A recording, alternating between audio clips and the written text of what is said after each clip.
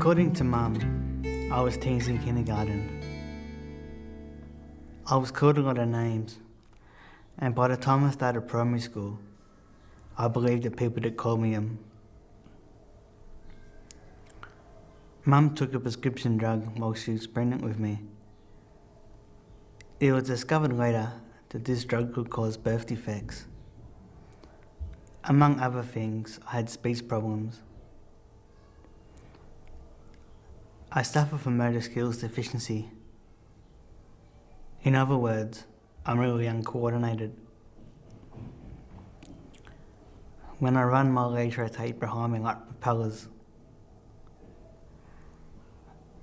I also have trouble with throwing, catching, swimming and dancing. Kids call me a lot of things. My grade 3 teacher decided she didn't like me. She called me a lot of things too. In front of the class, mostly. Constantly. This happened all year. A friend of mine has nicknamed me Peter Pan, which is appropriate.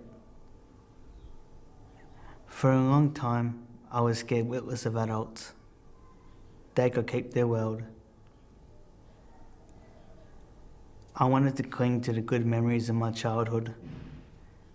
The cartoons, movies, toys, games, comic books.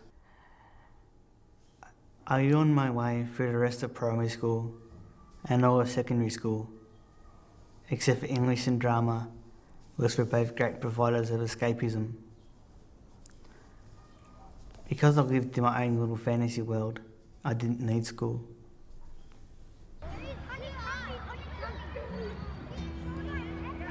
I want to die before I wake. I want the earth my flesh to take.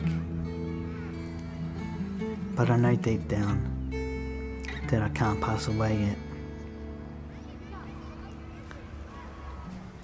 There are people who'll be sad if I go from this world.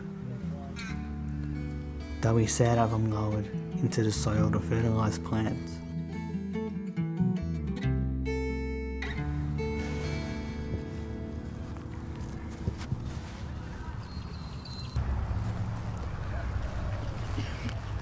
I wish that someone could dig me from my sinking, but I know that ultimately I have to save myself, to reach for a branch and pull myself up.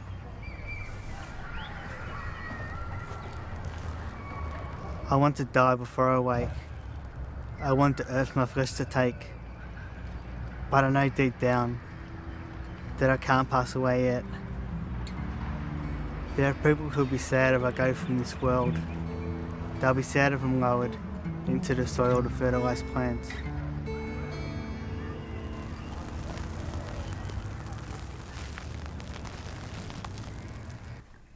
I'm losing Neverland. My life would be really boring if I lost it completely, but I need to live in the real world. That's what I'm doing gradually, learning to live. I have bad days, but the real world could be good sometimes. Sometimes living can become very painful and problems can seem overwhelming. At some point in their lives, many people think about suicide, like Peter in his story.